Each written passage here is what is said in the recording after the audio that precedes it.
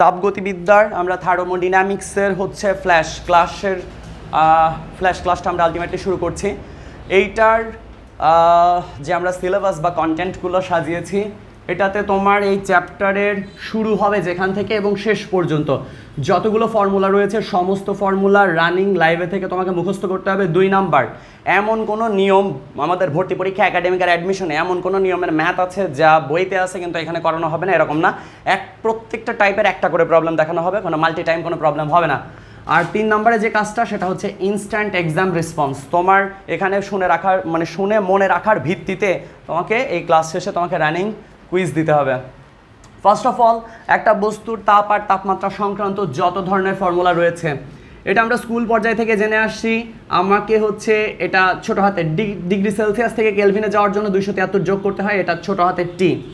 আচ্ছা, এরপরে হচ্ছে তোমাকে বলা হলো যে থার্মোমিটারের যে প্রপার্টিস আমরা পড়ে আসছি, যে এক্স এটা হয় থার্মোমিটারের প্রতি x minus x ice divided by x steam minus x ice. এই ফর্মুলাটার সাথে আমরা সবাই পরিচিত। এই ফর্মুলাটা শুধু এই একটা ক্ষেত্রের জন্য প্রযোজ্য না, এইটা দিয়ে তোমার একটা বস্তুর তাপ আর তাপমাত্রার সম্পর্কটাকে আলটিমেটলি মিন করে। তোমার হচ্ছে যেমন এটা খেয়াল করো, টি ইজ ইকাল টু বা theta is equal to theta T minus x ice মানে কত 0 ডিগ্রি সেলসিয়াস তাপমাত্রা একটা বস্তুর তাপমাত্রা, এটা কত 100 ডিগ্রি সেলসিয়াস তাপমাত্রায় তার হচ্ছে ভ্যালু, এটা 0 ডিগ্রি সেলসিয়াস তাপমাত্রায় ভ্যালু। তোমার ওই বস্তুর তাপমাত্রা কত সেটা টি ডিগ্রি সেলসিয়াস তাপমাত্রায়, সেটা বের করার ফর্মুলা হচ্ছে টি মাইনাস 0 ডিগ্রি সেলসিয়াস তাপমাত্রায় টেম্পারেচার 100 ডিগ্রি সেলসিয়াস তাপমাত্রায় টেম্পারেচার মাইনাস 0 ডিগ্রি সেলসিয়াস তাপমাত্রা টেম্পারেচার ইন্টু 100। পরেরটা তোমাকে বলা হলো যে একটা বস্তুর 0 ডিগ্রি সেলসিয়াস তাপমাত্রায় রোধ হচ্ছে 50 ওহম, তাহলে আর 0 ডিগ্রি সেলসিয়াস তাপমাত্রায় রোধ হচ্ছে 50 ওহম, তাহলে 100 ডিগ্রি সেলসিয়াস তাপমাত্রায় রোধ যদি হয় ধরো যে 60 ওহম, তাহলে 80 ডিগ্রি সেলসিয়াসের রোধ কত হবে? এই টাইপের কিছু কোশ্চেন তোমাকে করা হলো। তাহলে এগুলোর ফর্মুলার প্যাটার্ন বের করার প্রসেসটা হচ্ছে ওই বস্তুর তাপমাত্রা হবে আর টি ডিগ্রি সেলসিয়াস তাপমাত্রায় রোধ মাইনাস 0 ডিগ্রি সেলসিয়াস তাপমাত্রায় রোধ মাইনাস এখানে নিচে কত 100 ডিগ্রি সেলসিয়াস তাপমাত্রায় রোধ মাইনাস 0 ডিগ্রি সেলসিয়াস তাপমাত্রায় রোধ ইন্টু 100, তার মানে x minus x ice divided by x steam minus x ice. অর্থাৎ এই রেশিও থেকে এটা হচ্ছে কি তোমার প্রেশার টি ডিগ্রি, এটা গ্যাসের জন্য আলটিমেটলি ইউজ করা হয়। এটা গ্যাসের তাপমাত্রা কত হবে? টি ডিগ্রি সেলসিয়াস তাপমাত্রায় গ্যাসের চাপ পিটি মাইনাস 0 ডিগ্রি সেলসিয়াস তাপমাত্রায় গ্যাসের চাপ 100 ডিগ্রি সেলসিয়াস তাপমাত্রায় গ্যাসের চাপ মাইনাস 0 ডিগ্রি সেলসিয়াস তাপমাত্রায় গ্যাসের চাপ ইন্টু 100। এখান থেকে বলা সম্ভব গ্যাসের বর্তমান টেম্পারেচার কত। সো তোমার এই জিনিসটা ভলিউমের রেসপেক্টে টি ডিগ্রি সেলসিয়াস তাপমাত্রায় ভলিউম, 0 ডিগ্রি সেলসিয়াস তাপমাত্রায় ভলিউম, 100 ডিগ্রি সেলসিয়াস তাপমাত্রায় ভলিউম মাইনাস 0 ডিগ্রি সেলসিয়াস তাপমাত্রায় ভলিউম। এটা শুধুমাত্র যে এই ক্ষেত্রে তা না, একটা ধাতু থেকে যে ইলেকট্রিসিটি জেনারেট হয় যত ইএমএফের, সেটা দিয়েও আলটিমেটলি এই ম্যাথগুলো করা সম্ভব। টি ডিগ্রি সেলসিয়াসে একটা ধাতু থেকে কী পরিমাণ বিদ্যুৎ পাওয়া যাচ্ছে, 0 ডিগ্রি সেলসিয়াসে কী পরিমাণ পাওয়া যায়, তাদের আবার সাবট্রাকশন ভ্যালু ইন্টু 100 থেকে বলা সম্ভব ধাতুর তাপমাত্রা কত। সো এনার্জি দিয়ে কনভার্ট করা সম্ভব, ইলেকট্রিসিটির ভ্যালু দিয়ে কনভার্ট করা সম্ভব। ফর্মুলাটার অ্যাপ্লিকেশন আলটিমেটলি কীভাবে আসে? একটা রোদ থার্মোমিটারে রোদ 0 ডিগ্রি সেলসিয়াস তাপমাত্রায় দেখাচ্ছে 8 ওহম এবং 100 ডিগ্রি সেলসিয়াস তাপমাত্রায় তোমাকে রোদটা দেখাচ্ছে 32 ওহম। তাহলে যেখানে এটাকে উষ্ণ করা হয়েছে তার মানে চুল্লির তাপমাত্রা কত হবে? রোদ দেয়া ছিল, চুল্লির তাপমাত্রা theta is equal to R theta minus R nought divided by R 100 minus R nought into 100। Theta degree Celsius তাপমাত্রায় তোমার রোদ দেখাচ্ছে 32 ওহম, 0 ডিগ্রি সেলসিয়াসে রোদ হচ্ছে কত? এখানে 8 ওহম। 100 ডিগ্রি সেলসিয়াস তাপমাত্রায় রোধ হচ্ছে তোমার 20 ওহম, আর এটা কত 8 ওহম। সাবট্রাক্ট করে 100 দিয়ে গুণ করলে তোমার 200 ডিগ্রি সেলসিয়াস তাপমাত্রা হচ্ছে চুল্লির টেম্পারেচার বোঝাচ্ছে। এখানে প্রশ্নের রেসপেক্টে আমি ডেটাগুলোকে সাইড করে রাখছি। 0 ডিগ্রি সেলসিয়াসে রোধ ছিল 8 ওহম, 100 ডিগ্রি সেলসিয়াসে রোধ ছিল কিন্তু 20 ওহম, থেটা ডিগ্রি সেলসিয়াস তাপমাত্রায় রোধ ছিল 32 ওহম। সো মানে থেটা ডিগ্রি সেলসিয়াস তাপমাত্রায় রোধ যদি 32 ওহম হয়, তাহলে এটাকে থার্মোমিটারটাকে কত উষ্ণ চুল্লিতে রাখা হয়েছে সেই চুল্লির তাপমাত্রা আলটিমেটলি কত হবে। পরের কেস, ট্রিপল পয়েন্টের অ্যাপ্লিকেশন, ত্রৈধবিন্দু সংক্রান্ত প্রবলেম। একটা থার্মোমিটারকে, ত্রৈধবিন্দু আমরা সবাই জানি 0 ডিগ্রি সেলসিয়াস তাপমাত্রায় কে বলা হচ্ছে তোমার ট্রিপল পয়েন্ট, কারণ এই তাপমাত্রায় হচ্ছে কঠিন তরল বাষ্প এবং 3টা অবস্থাতেই পানি থাকতে পারে, এটাকে ট্রিপল পয়েন্ট বলা হয়। পারদ থার্মোমিটারের মধ্যে তুমি হচ্ছে থেটা ডিগ্রি সেলসিয়াস তাপমাত্রায় রাখার কারণে পারদের দৈর্ঘ্য যতটুকুন বাড়বে সেটা হচ্ছে এল। আর ট্রিপল পয়েন্ট 0 ডিগ্রি সেলসিয়াস তাপমাত্রায় পারদের যতটুকুন লেন্থ থাকে সেটা হচ্ছে LTH ইন্টু 273.16 কেলভিন।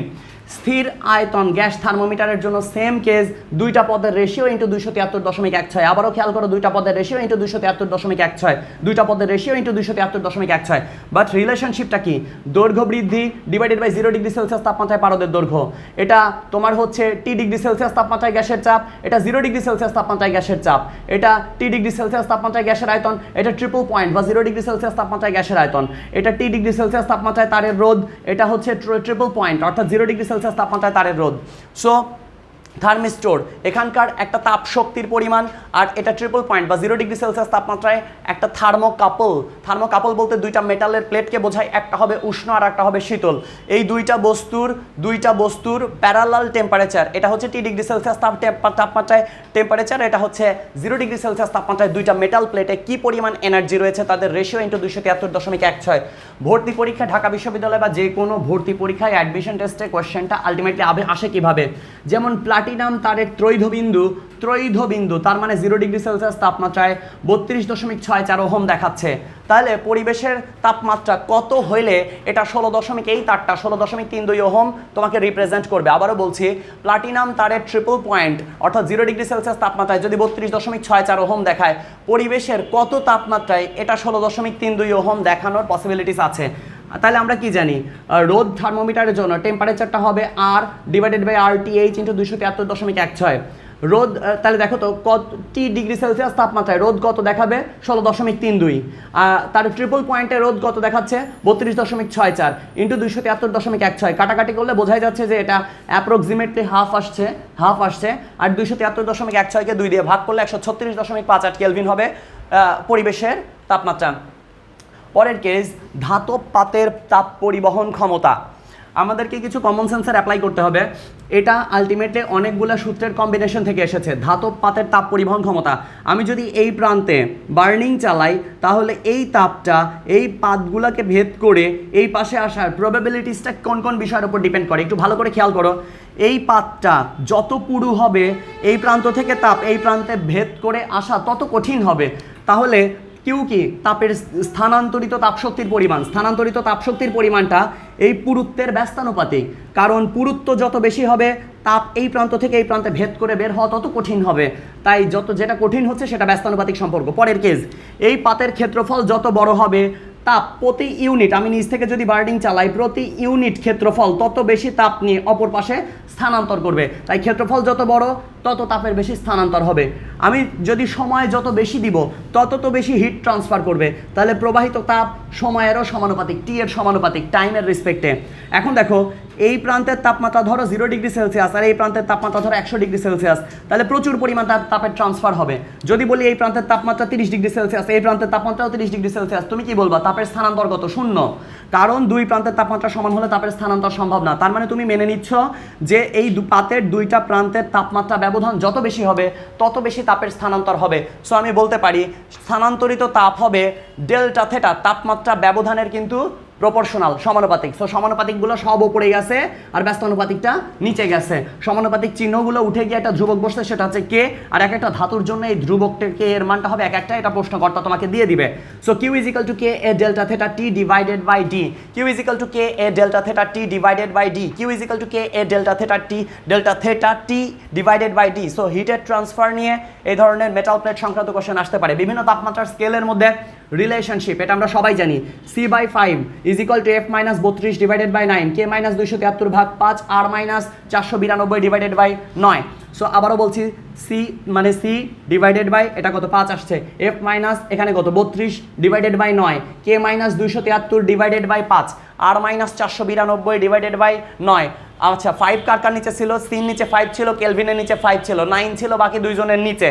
রোমারেরটা মনে না থাকলে বিশেষ কোনো সমস্যা হবে না, বাট তিনটা তোমাকে মনে রাখতে হবে, C/5 F - 32 by 9, K - 273 divided by 5। So এই রিলেশনশিপটা থেকে আমরা শুধুমাত্র ওই একটাই ওই -40 ডিগ্রি ফারেনহাইট এই মানটাই বেশি মনে রাখি। বাট ভর্তি পরীক্ষায় আসা সবচেয়ে বেশি পপুলার কোশ্চেন হচ্ছে এটা, কোন তাপমাত্রায় ফারেনহাইট আর কেলভিন স্কেলটা একই মান দিয়ে থাকে, ফারেনহাইট আর কেলভিন স্কেল একই মান তোমাকে দিয়ে থাকে। তাহলে F - 32 by 9, K - 273 divided by 5, Fahrenheit যে মান দিবে কেলভিনও সেই মান দিবে, এখানেও এক্স বসাবো এখানেও এক্স বসাও, এক্স বসে আর গুণ করে শুধু এক্স এর মানটা বের করবা। সো 574.25 ডিগ্রি ফারেনহাইট হবে এটার কারেক্ট অ্যান্সার। পরের কেস, 4200 মিটার জলপ্রপাত থেকে পানি যদি নিচের দিকে পড়ে, পানি ওপর থেকে নিচে পড়ার কারণে টেম্পারেচার কতটুকুন বেড়ে যাবে? পানি যখন ওপর থেকে পড়ে তখন পানির সমস্ত এনার্জি হচ্ছে তার পটেনশিয়াল এনার্জি, তার মানে mgh। সমস্ত পটেনশিয়াল এনার্জি যখন নিচে এসে পড়ে, যদি কোনো তাপের অপচয় না ঘটে, তাহলে তার তাপমাত্রা বৃদ্ধি করবে। তার পরিমাণ কত হবে? ms delta theta, ms delta theta. So বস্তু ওপর থেকে পড়ার কারণে যদি তার তাপমাত্রা বাড়ে, তাহলে mgh = ms delta theta. S এর মান কত? 4200। এম কত কেজি পানি পড়ছে, ডেল্টা থেটা তাপমাত্রা বৃদ্ধি। সো ডেল্টা থেটাটা যদি আমি রাখি, তাহলে তুমি এখান থেকে ক্যালকুলেশন করে নিও, এটা 9.8 ডিগ্রি সেলসিয়াস আসবে। তাহলে কারণ দুইটা সাইড থেকে আলটিমেটলি কাটা যাচ্ছে, ডেল্টা থেটাটা হবে শুধুমাত্র তোমাকে GH divided by S। GH এর মান জানো 4200 মিটার, ভাগ করে দিলে তোমার অ্যান্সারটা চলে আসবে।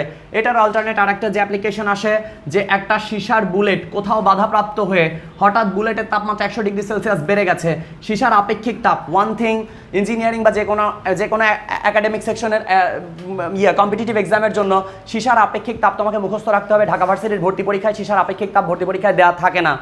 আর এটা নিয়ে কিছু কনফিউজিং ব্যাপার আছে, যেমন হচ্ছে বিভিন্ন রাইটারের বইতে 196 joule per KG per kelvin লেখা আছে। সো এটা 196 বা প্রায় 200টা মুখস্থ রেখো, 200টা মনে রেখো। সীসার আপেক্ষিক তাপ হচ্ছে 200, সীসার আপেক্ষিক তাপ 200। পানির ক্ষেত্রে যেমন আমরা মনে রাখি 4200, সীসার ক্ষেত্রে মনে রাখতে হবে তোমাকে 200। এটা ভর্তি পরীক্ষায় দেওয়া থাকে না।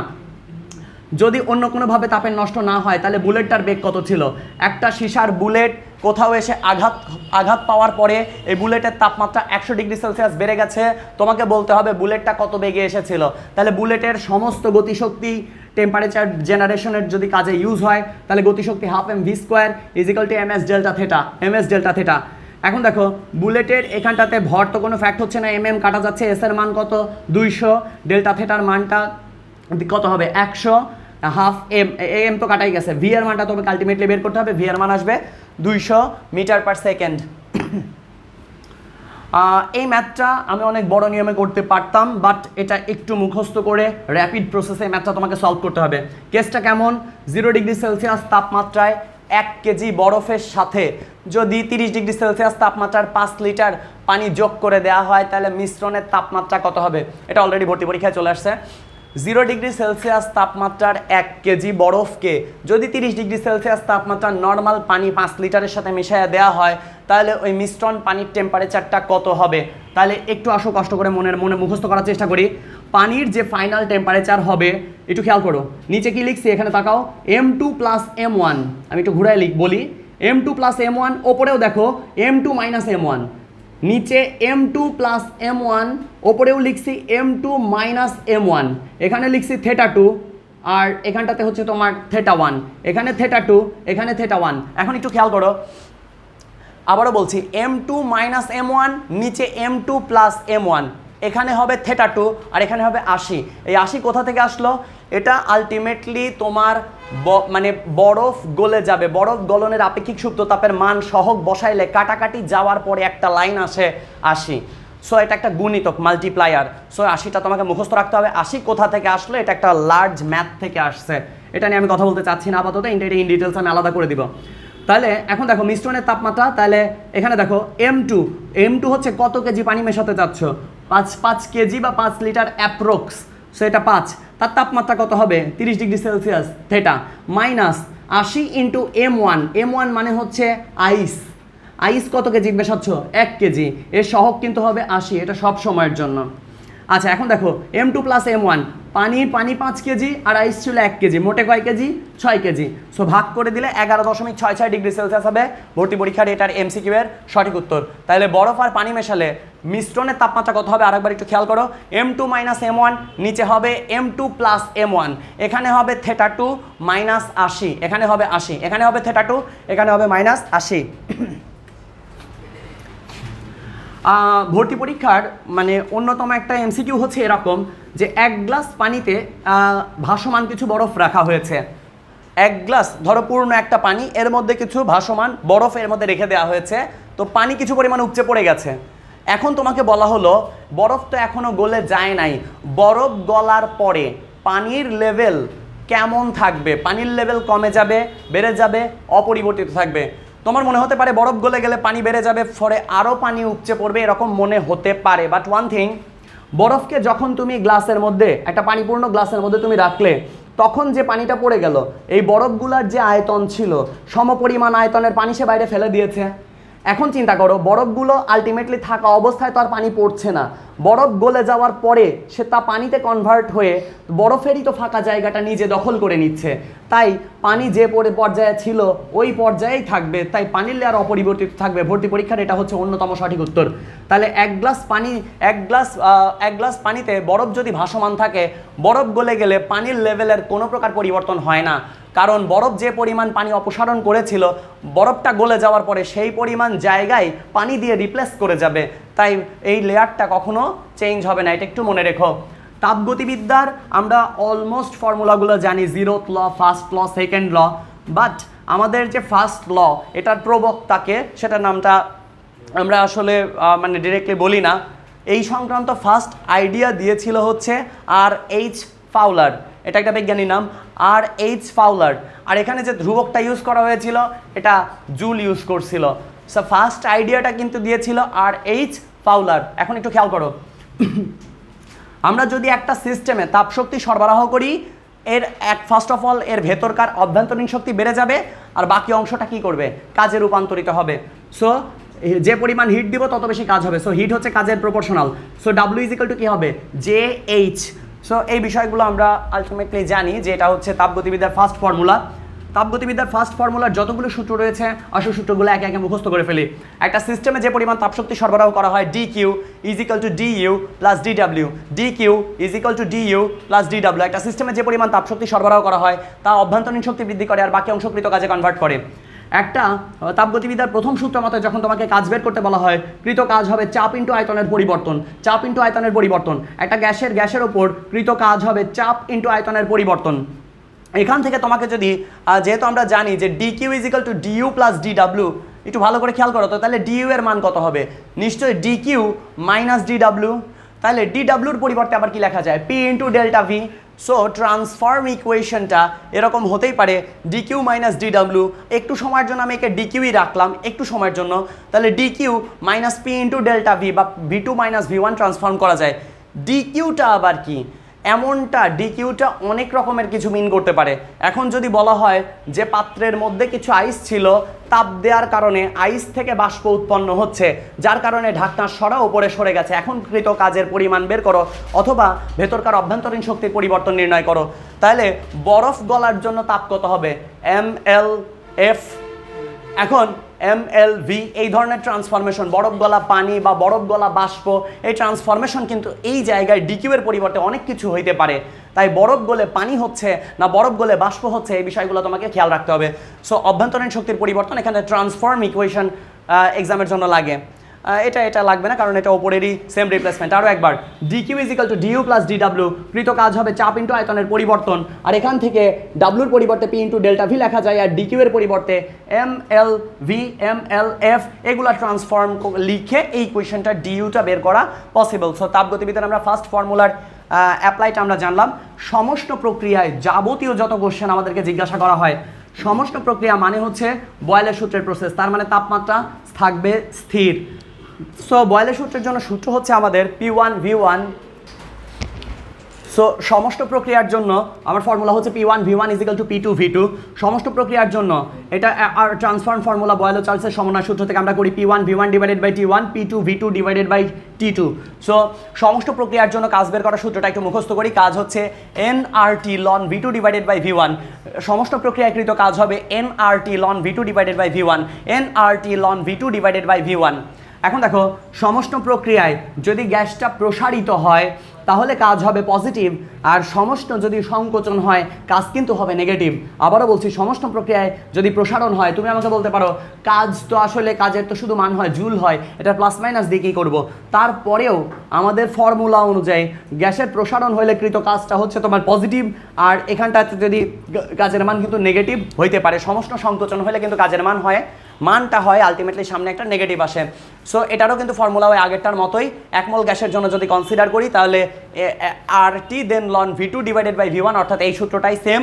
আর সংকোচন হলে সামনে একটা মাইনাস বসবে, RT দেন লন V2 ডিভাইডেড বাই V1 এর মতোই সেম।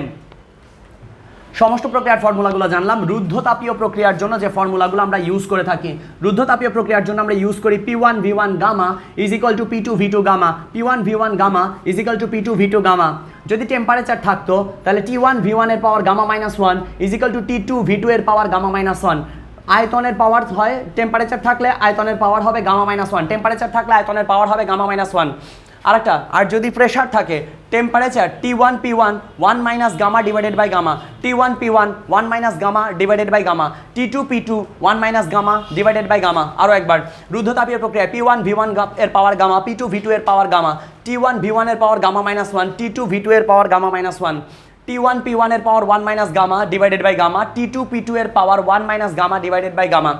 রুদ্ধতাপীয় প্রক্রিয়ায় তোমার কৃত কাজ, রুদ্ধতাপীয় প্রক্রিয়ায় কৃত কাজ W is equal to CV then T1 minus T2। এক মোল গ্যাসের জন্য কৃত কাজ, রুদ্ধতাপীয় প্রক্রিয়ায় কৃত কাজ বের করার আরও অনেকগুলো ফর্মুলা রয়েছে। একটা বেসিক ফর্মুলা হচ্ছে W is equal to C plus CV থেকে যদি বের করতে চাও, W ইজ ইকুয়াল টু হবে CV then T1 minus T2, W is equal to হবে CV then T1 minus T2। পরবর্তী কেস, রুদ্ধতাপীয় প্রক্রিয়ায় কাজ বের করার বেসিক ফর্মুলা হচ্ছে W is equal to R then 1 minus gamma T2 minus T1, W is equal to R divided by 1 minus gamma then T2 minus T1। এটা যদি গ্যাসটা প্রসারিত হয়, আর যদি সংকুচিত হয় তাহলে একটা মাইনাস হবে, তুমি ভালো করেই জানো, সামনে একটা minus, R divided by gamma minus 1 then T2 minus T1। So এই ফর্মুলাগুলো তোমাকে একটু আলটিমেটলি মুখস্থ করতে হচ্ছে। দেখো, 1 ATM চাপে, এটার অ্যাপ্লিকেশন কেমন হয়? 1 ATM চাপে একটা গ্যাসের আয়তন দ্বিগুণ হলে চাপ কত হবে? যেখানে প্রক্রিয়াটা হবে রুদ্ধতাপীয় এবং গামার মান হবে 1.41। তাহলে তোমাকে চাপ দেয়া আছে, আয়তনের কথা বলা আছে। চাপ এবং আয়তনের ফর্মুলা পড়ছো P1 V1 এর power gamma is equal to P2 V2 এর পাওয়ার গামা। তাহলে P2 এর মান হবে P1 then V1 divided by V2 এর কম্বাইন্ড পাওয়ার গামা। আয়তন পরিবর্তিত আয়তন হবে আগের আয়তনের দ্বিগুণ, এটা কত হবে 2V, VV কাটা যাবে, হাফের পাওয়ার হবে 1.41, বসায় দিয়ে তুমি জাস্ট P2 এর ক্যালকুলেশন করবা, অ্যান্সারটা আসবে তোমার প্যাসকেলে বা নিউটন পার মিটার স্কোয়ারে। ফ্রিজ সংক্রান্ত বেসিক প্রপার্টিজ, আমরা বাইরে থেকে যে বাজার থেকে যে ফলমূল শাকসবজিগুলো কিনে নিয়ে আসি কম্প্যারেটিভলি কক্ষ তাপমাত্রায় বা বাইরের টেম্পারেচারে থাকে। সো ফ্রিজ আলটিমেটলি যে কাজটা তোমাকে করে, এক, ফলমূল শাকসবজি থেকে তাপগুলোকে কালেক্ট করে, এবং 2, ফ্রিজের কম্প্রেসারকে রান করতে হয়, কম্প্রেসারকে রান করাইতে হয় গ্যাসকে সাপ্লাই সিস্টেম বহাল রাখার জন্য। সো কম্প্রেসার কাজ করতে গিয়ে উত্তপ্ত হয় এবং ফলমূল শাকসবজি থেকে তাপগুলোকে রিলিজ করে। তাই ফ্রিজের পেছনে তারজালি থেকে 2 প্রকারের তাপ বের হয়, এক ফলমূল শাকসবজি থেকে নিয়ে বের করা তাপ, এবং কম্প্রেসার কাজ করতে গিয়ে উত্তপ্ত হওয়া তাপ। এই 2টা তাপ আলটিমেটলি ফ্রিজ রিলিজ করে। তাহলে আসো আমি যদি আমাদের ভাষায় এটাকে কনভার্ট করি, ফ্রিজ থেকে নির্গত তাপ অর্থাৎ পেছনের পেঁচানো ঘনীভবন কুণ্ডলিতে মোটে যে পরিমাণ তাপ বর্জন করছে তার পরিমাণকে ধরেছি কিন্তু Q2, মোটে যে পরিমাণ তাপ বর্জন করছে সেটা Q2। ফলমূল শাকসবজি থেকে কালেক্ট করা ফ্রিজের তাপ হচ্ছে Q1। তাহলে কম্প্রেসার কাজ করতে গিয়ে মানে কাজ সহ উত্তপ্ত হয়েছে ডাব্লু অ্যামাউন্টের। এখন দেখো, তোমার বাইরে মোটে ফ্রিজ যে পরিমাণ তাপ ছেড়ে দিচ্ছে তা পাচ্ছে 2টা সোর্স থেকে, এক, কম্প্রেসার কাজ করতে গিয়ে উত্তপ্ত হচ্ছে, প্লাস Q1 ফলমূল শাকসবজি থেকে নেওয়া তাপ। এই 2টা তাপ সে বর্জন করছে, বর্জিত তাপ Q2। তোমাকে যদি বলে W বের করো, তাহলে W ইজ ইকুয়াল টু কত হবে? Q2 minus Q1। এখন যদি বলি কোএফিসিয়েন্ট অফ পারফরমেন্স, ফ্রিজের পারফরমেন্স ফ্যাক্টরটা বের করো, তাহলে K ইজ ইকুয়াল টু হবে, তুমি তো ফ্রিজটাকে কিনেইছো একটা উদ্দেশ্যে, ফলমূল শাকসবজি যত ঠান্ডা হবে তত আমার জন্য ভালো। তাহলে ফলমূল শাকসবজি থেকে কতটুকুন তাপ সে বের করে দিল? Q1 পরিমাণ। তার রেসপেক্টে ফ্রিজ কতটুকুন কাজ করেছে? ডাব্লু অ্যামাউন্টে। তাহলে ডাব্লুর পরিমাণ কত? Q2 minus Q1। তাহলে পারফরমেন্স, একটা ফ্রিজের পারফরমেন্স ফ্যাক্টর বের করার সিস্টেম হচ্ছে Q1 divided by Q2 minus Q1, অথবা বলতে পারো Q1 divided by W, Q1 divided by W. যদি টেম্পারেচারে কনভার্ট করতে হয় তাহলে Q1 এর পরিবর্তে লেখা যায় T1, Q2 এর পরিবর্তে T2, Q1 এর পরিবর্তে লেখা যায় T1। সো তুমি জাস্ট এই বেসিক লাইনটা মনে রাখবা, ফ্রিজের কোএফিসিয়েন্ট অফ পারফরমেন্সের ভ্যালু হবে ফ্রিজ কতটুকুন ফলমূল শাকসবজি থেকে তাপটা কালেক্ট করেছে ডিভাইডেড বাই তার রেসপেক্টে কত জুল কাজ করেছে, Q1 ডিভাইডেড বাই ডাব্লু। এবার আমাদের কম্পারেটিভ আলোচনা হচ্ছে ইঞ্জিন সংক্রান্ত। যদি বেসিক প্রপার্টিসে যাই, ইঞ্জিনের সমস্ত শক্তি হচ্ছে, সোর্স হচ্ছে জ্বালানি, পেট্রোল বা ডিজেল। তুমি যে জ্বালানিটা কিনে নিয়ে আসছো ওর মধ্যে যে রাসায়নিক শক্তি আছে সেটাই ভেঙে গতিতে কনভার্ট হবে। তাহলে দেখো, জ্বালানির ভেতরে মোট কি পেট্রোলের ভেতরে এনার্জি আছে ধরো Q1 পরিমাণে, তাহলে এই জ্বালানির শক্তিটা দুইটা তোমাকে কাজ করে দিবে। এক, গাড়ি চালানোর জন্য ব্যয় হবে, যেটা তুমি চাও, তার মানে এক্সপেকটেশন লেভেল অনুযায়ী এটাই হচ্ছে তোমার জন্য কাজ। এবং পরের কেস হচ্ছে ইঞ্জিন কাজ করতে গিয়ে গরম হবে, তার মানে যে পেট্রোলটা আমি ব্যবহার করছি, পেট্রোলের রাসায়নিক শক্তি দুটো কাজ করবে, এক ইঞ্জিনকে গরম করবে, দুই গাড়ি চালানোর জন্য ব্যয় হবে। সো একটা হবে Q2 আর একটা হবে কি W। তোমাকে যদি বলি ডাব্লিউটা বের করো, তাহলে ডাব্লিউ কত হবে? তাহলে ইঞ্জিনের রাসায়নিক শক্তি Q1 মাইনাস Q2 হবে আমার ইঞ্জিনের দ্বারা কৃত কাজ। এখন যদি বলি ইঞ্জিনের তোমার ইফিসিয়েন্সি, দক্ষতা কি হবে? দক্ষতা মানে আমি এর জন্য কি পরিমাণ পেট্রোল খরচ করেছি, নিচে Q1 পেট্রোল কতটুকুন খরচ করেছি Q1 এনার্জির, তার রেসপেক্টে কাজ কতটুকুন পাইলাম ডাব্লু পরিমাণ। সো নিচে যাবে Q1, ওপরে যাবে ডাব্লু। সূত্র মুখস্থ করা ট্রাই করবো না, কারণ ফ্রিজের সূত্র ছিল Q1/W, আর ইঞ্জিনের জন্য হচ্ছে W divided by Q1। So মুখস্থ করার কোনো প্রয়োজন নাই। সো ডাব্লুর মান কত আসতেছে, তুমি এখান থেকে পক্ষান্তর করলে এই পাশে আছে Q1 আর এটা Q2। So Q1 minus Q2 divided by Q1, Q1 ভাগ হলে 1 হবে, Q2 divided by Q1। So 1 minus Q2 divided by Q1, আর টেম্পারেচারে কনভার্ট করলে 1 minus T2 divided by T1। T1টা হবে উৎসের তাপমাত্রা, কারণ ইঞ্জিনের ভেতরের তাপমাত্রা বরাবরই সবসময় বেশি থাকে, আর T2 হবে গ্রাহকের তাপমাত্রা বা ওর হিট সিঙ্ক বা বডি টেম্পারেচার। সো T1 হবে উৎসের তাপমাত্রা। তোমার একটু মাথায় রেখো যে T1 এর মান, তার মানে eta is equal to efficiency, eta is equal to 1 minus T2 divided by T1, 1 minus T2 divided by T1, 1 minus T2 divided by T1। So efficiency 100% করা সম্ভব কাল্পনিকভাবে দুইটা ক্ষেত্রে। এক, T1 উৎসের তাপমাত্রা যদি অসীম হয়, তুমি একটু ভালো করে খেয়াল করো, এখানে যদি অসীম বসাও, অসীম মানে 1 ডিভাইডেড বাই 0, ঘুরে গেলে এই পথটা 0 হয়ে যাবে, খালি 1 পড়ে থাকে। সো 1 এক 100 দিয়ে গুণ করলে 100% আসবে ইফিসিয়েন্সি। আর Q2 এর মান যদি 0 হয়, Q2 যদি 0 হয় তাহলে দক্ষতা 100% সম্ভব। Q2 জিনিসটা কি ছিল? ইঞ্জিন গরম হওয়া। যেমন কোনো ইঞ্জিন যা ভেতরে কাজ করে কিন্তু ইঞ্জিন নিজে পার্সোনালি বডিটা গরমই হয় না, তাহলে সেই ইঞ্জিনের দক্ষতা হবে 100%। সো Q2 যদি 0 হয় তাহলে ইঞ্জিনে 100% ইফিসিয়েন্সি পাওয়া সম্ভব। ইঞ্জিনের ফর্মুলাগুলো আরও একবার দেখে ফেলি। ইঞ্জিনের দক্ষতা বের করার formula eta is equal to 1 minus T2 divided by T1 into 100%, আর তাপ দিয়ে যদি কনভার্ট করে তাহলে 1 minus Q2 divided by Q1 into 100%। ইঞ্জিনের ইটা বের করার ফর্মুলা তুমি জানো। আর ফ্রিজের জন্য যে প্রপার্টিসগুলো সেগুলো কিন্তু উল্টা হয়, সেটা একটু মাথায় রেখো। ফ্রিজ আর ইঞ্জিনের কিন্তু প্রপার্টিসগুলো টোটালি উল্টা হবে। কার্নো চক্রের আমরা যখন মানে ইন ডিটেলস কোর্স করেছিলাম তখন এটার অ্যানিমেশনটা ছিল এরকম, একটা ইঞ্জিনকে প্রথমত উত্তপ্ত একটা অংশের উপর রাখা হয়েছে যাতে ইঞ্জিনের জ্বালানিটার মানে বার্নিংটা ভালোভাবে হয়। প্রথমে একটা উত্তপ্ত সেগমেন্টের উপর রাখা হয়, তারপরে একটা নর্মাল সেগমেন্টের উপর, তারপরে আইসের উপর বসানো হয়, তারপরে আবার নর্মাল সেগমেন্টের উপর। যখন উত্তপ্ত একটা সেগমেন্টের উপর রাখা হয় তাহলে গ্যাসের কি হবে? গ্যাসের আয়তন বেড়ে যাবে। একটা জিনিসে গ্যাসের আয়তন যদি বেড়ে যায় তাহলে চাপ নিশ্চয়ই কমে যাবে। একই ঘটনা তারপরে উত্তপ্ত অবস্থা থেকে তুমি একটা নর্মাল ফেজে রাখছো, কিন্তু ভেতর গ্যাস ঠিকই গরম আছে, তাহলে আবারও আয়তন বাড়বে, চাপ আরও একটু কমবে। তাহলে প্রথম দুইটা প্রক্রিয়া, প্রথমটা ছিল আয়তন বাড়বে চাপ কমবে, তারপরে আয়তন বাড়বে চাপ কিন্তু কমবে, একই প্রক্রিয়া চলছে। এরপরে আমি পুরো সিলিন্ডারটাকে ধরে ঠান্ডা আইসের ওপর বসিয়েছিলাম।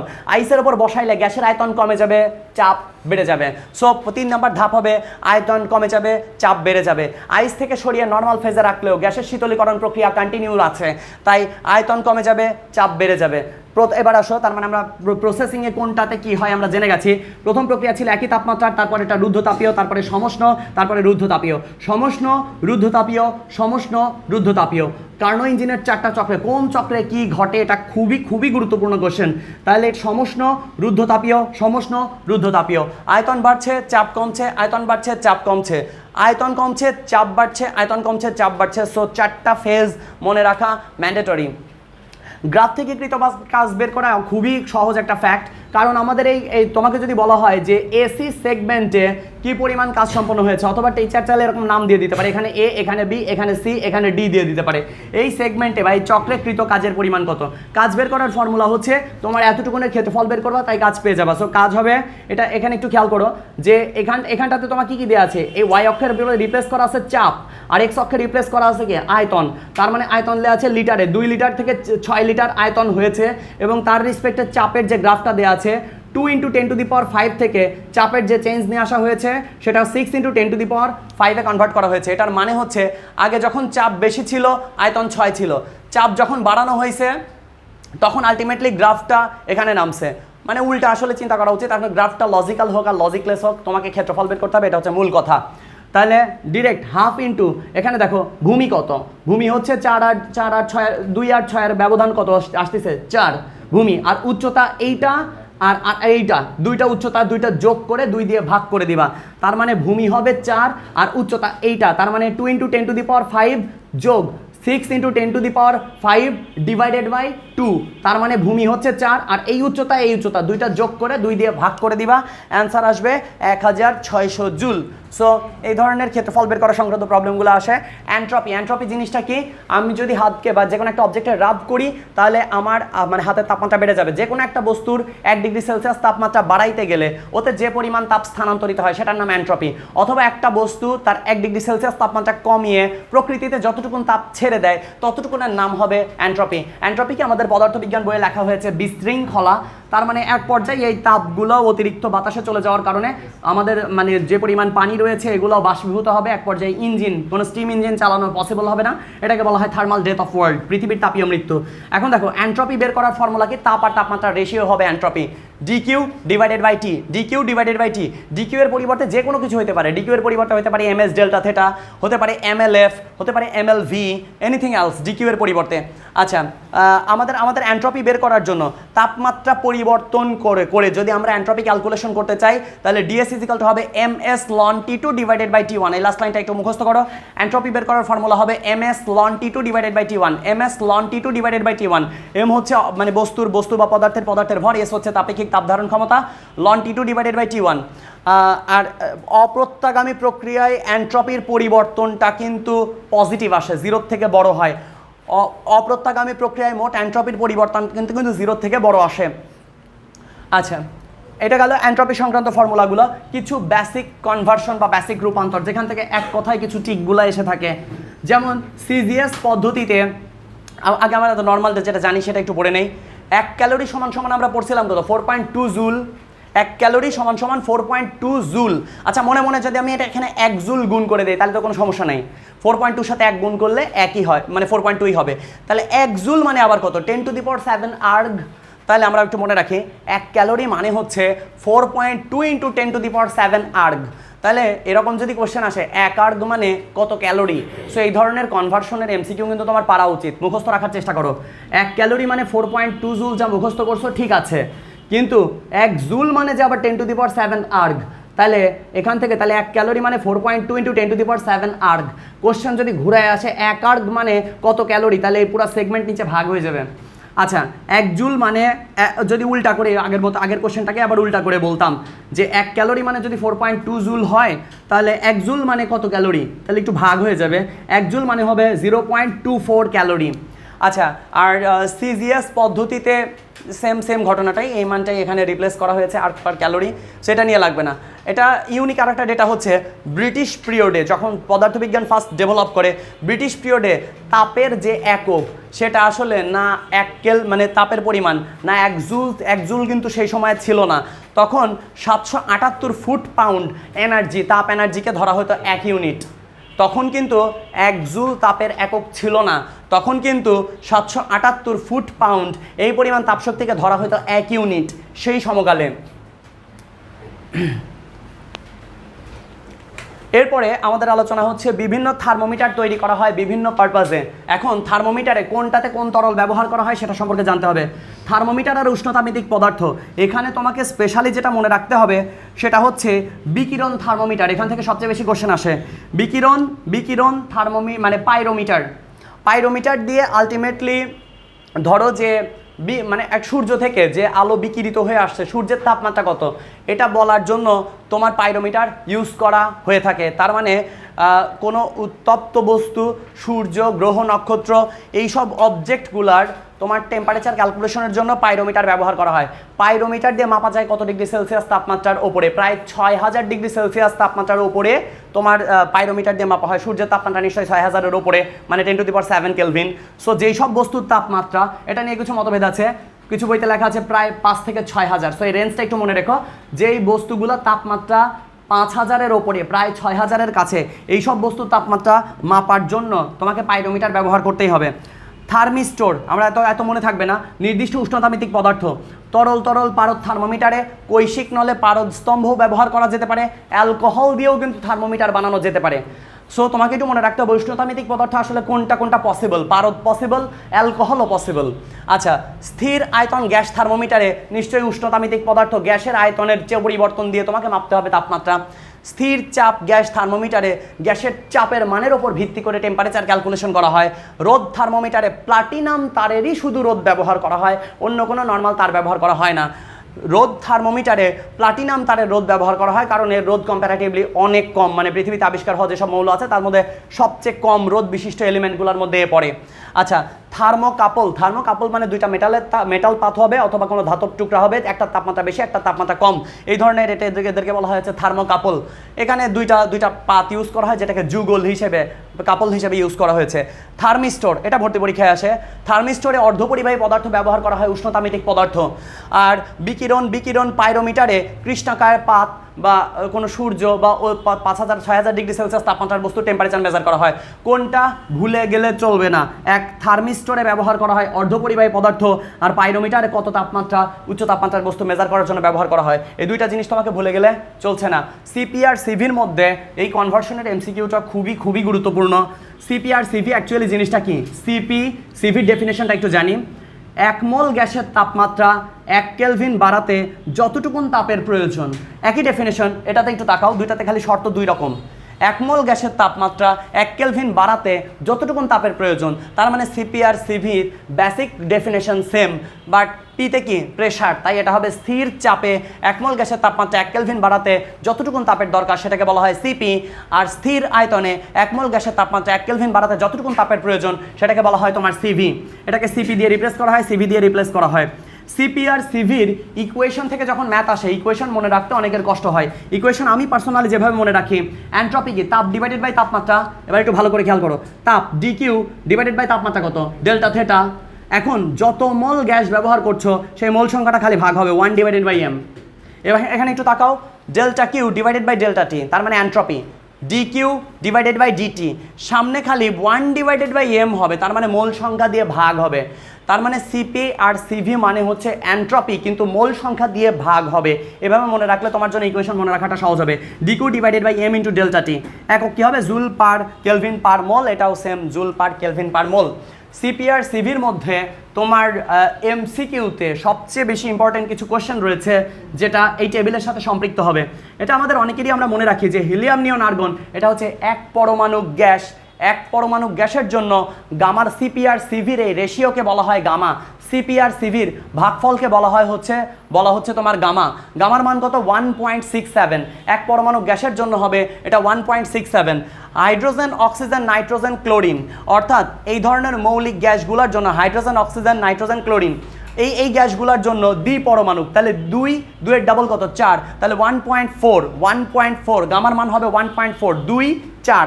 এখন দেখো ত্রিপরমাণু বা তার থেকেও বেশি বহু পরমাণু, কার্বন ডাইঅক্সাইড, অ্যামোনিয়া, সো এই ধরনের যে গ্যাসগুলো রয়েছে এইগুলার জন্য এগুলা ত্রিপরমাণু, তাই 1.33 ত্রিপরমাণু বা তার থেকে বহু পরমাণু হলে গামার মান হবে 1.33। আরও একবার, তাহলে কার্বন ডাইঅক্সাইড, অ্যামোনিয়া, ত্রিপরমাণু বা বহু পরমাণু গ্যাসের জন্য 1.33।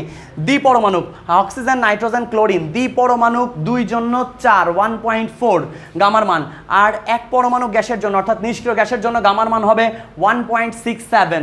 এখান থেকে তোমাকে এই 1 পরমাণু গ্যাসের জন্য সিভি সিপি এর যে মান, এই রেশিওটা একটু মনে রাখতে হবে। আর যদি মনে রাখতে না পারো আমি ফর্মুলা দিয়ে কনভার্সন আমি দেখা দিচ্ছি। তারপরে একবার একটু ট্রাই করি।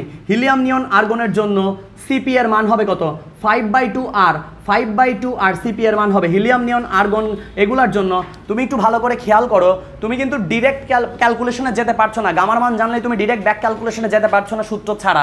তোমাকে যদি বলি সিপি আর সিভির ভাগফলের মান 1.67, তাহলে বলে কি আর সিপি আর সিভি দুইটাই বলতে পারবে? কাদের কোন সংখ্যা দুইটার ভাগফল 1.67 ছিল? ডিরেক্ট বলতে পারছো না, ফর্মুলা দিয়ে ব্যাকে যাইতে হবে। তাহলে দেখো তোমার হচ্ছে 1 পরমাণু গ্যাসের জন্য সিপির মান হবে 5/2, তার মানে কত, 2.5। এখানে দেখো তো, তারপরে দ্বিপরমাণু গ্যাসের জন্য কত হয়েছে, 7/2 মানে কত, 3.5। এটা ছিল 2.5R, আর কিন্তু বলার গ্যাস ধ্রুবক। আর এটা কত, 3.5R, তার মানে 1 বেড়েছে। আর এটা কত হবে, 4R, 0.5 বেড়েছে। 3.5 এর সাথে 0.5 যোগ করলে 4r হবে, তার মানে 1 বাড়বে 0.5 বাড়বে, 1 বাড়বে 0.5 বাড়বে। পরের ক্ষেত্রে একটু খেয়াল করো, সিভি এর মান কত 3/2 আর 3/2 মানে কত 1.5 আর 1.5 এর সাথে প্রথমে 1 বাড়বে, 5/2 এর মান কত নিশ্চয়ই 2.5, 1 বেড়েছে, এর সাথে হাফ বাড়বে, হাফ বাড়লে কত হবে 2.5 এর সাথে হাফ যোগ করলে তো 3rই হয়। এখন যদি মনে রাখতে না পারো তাহলে কি করণীয়, মনে রাখতে না পারলে আমরা কিছু রিলেশনশিপের মাধ্যমে মানটা বের করে নেওয়ার চেষ্টা করব। সেটা হচ্ছে সিপি আর সিভির মধ্যে অন্যতম রিলেশনশিপ ছিল সিপি আর সিভির বিয়োগফলের মান কত হবে R, CP minus CV equal to কত হবে R, CP minus CV equal to হবে আর এর মান কিন্তু 8.314। এখন দেখো এই রিলেশনশিপের মধ্যে তোমার যে কোনো একটা মনে রাখলেই চলবে, যে কোনো একটা। সিভি এর মান হবে R divided by gamma minus 1, CV এর মান হবে R divided by gamma minus 1।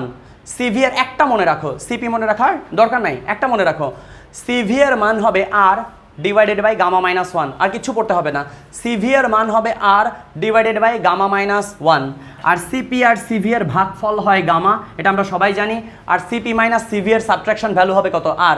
CP আর সিভির যে রিলেশনশিপ আমরা আগে পড়ে আসছি এটা সেম কেইজি মূল সংখ্যা 1 ধরে করা হয়েছে। সো এই লাইনগুলো তোমার না পড়লেও চলবে, আগে যে ইকুয়েশন পড়ে আসছি সেটাই। সো সিভি ইজিক্যাল টু হবে R divided by gamma minus 1, CV equal to হবে R divided by gamma minus 1।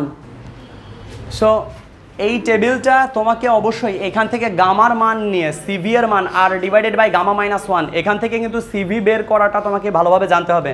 আর এখানে যে গ্যাসগুলো রয়েছে সেগুলোর মধ্যে আমি কিছু বেসিক প্রপার্টিজ বলি। যেমন আমরা জানি যে বাতাসে যে নাইট্রোজেন আর অক্সিজেন এটা অলমোস্ট পার্সেন্টেজে রয়েছে, এটাকে তরলিত করতে প্রায় -196 ডিগ্রি সেলসিয়াস টেম্পারেচারের প্রয়োজন। আর এখানে অ্যামোনিয়া সম্পর্কে যদি আমি স্পেশাল একটা কথা বলি সেটা হচ্ছে প্রায় -77 ডিগ্রি সেলসিয়াস তাপমাত্রায় নিয়ে গেলে অ্যামোনিয়াকে তরলীকরণ করা পসিবল হবে, প্রায় -77 ডিগ্রি সেলসিয়াস। সো গামার এই মানটা তোমাকে অবশ্যই শুধু মনে রেখে তুমি এখান থেকে সিভিটা কিন্তু বের করে নিতে পারবা। সিভি এর মান প্রত্যেকটা প্রপার্টিসের জন্য এক একটা ইন্ডিভিজুয়াল গ্যাসের জন্য বের করে নিতে পারবা। সিভি এর মান কত R divided by gamma minus 1। CV এর মান যদি জানা থাকে, তোমাকে যদি এক্সামিনার সিপি জানতে চায় তাহলে সিভি জানো আর জানো, সিপি জানো না, CP minus CV equal to R, এই ট্রান্সফর্মটা আলটিমেটলি করে নিলেই চলবে।